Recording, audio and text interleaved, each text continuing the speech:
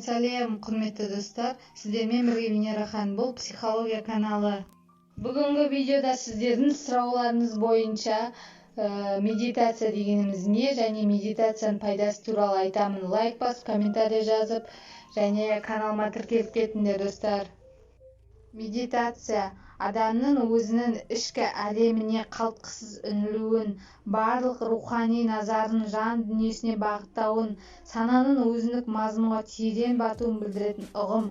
Медитация кезінде сананың күйі өзгереді.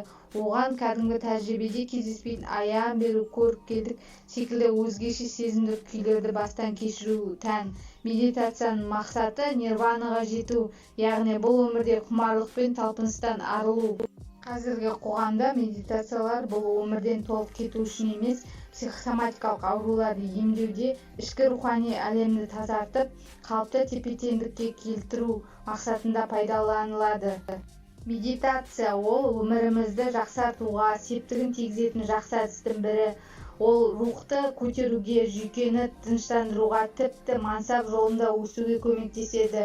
Видеоны жалғастырмас бұрын, достар, каналымызға тіркеліп, лайк басып, комментарий жазып кетіңіздер. Видеоны жалғастырамыз. Медитацияны бастау үшін бірнеше себеп бар. Ұйқыны жақсартады. Ұйықтар алдында медитация жасаңыз, ағзаны ұйқыға, демалуға дайындайсыз.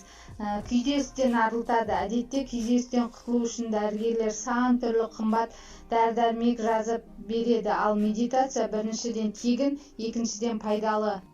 Сенімділік ұялатады. Өзіне сенбейтін, өзін бағаламайтын жандар медитация жасау арқылы өзгереді. Себебі оның көмегімен қорқыныш, абыржу, стресстен құтыласыз.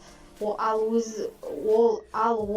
өз алдына өзіне деген сенімділікті көбейтуге септігін тигізеді. Кері жағымсыз мінез кеселдерден құтылып, жақсы өз қалаған мінездерді қалыптастырасыз.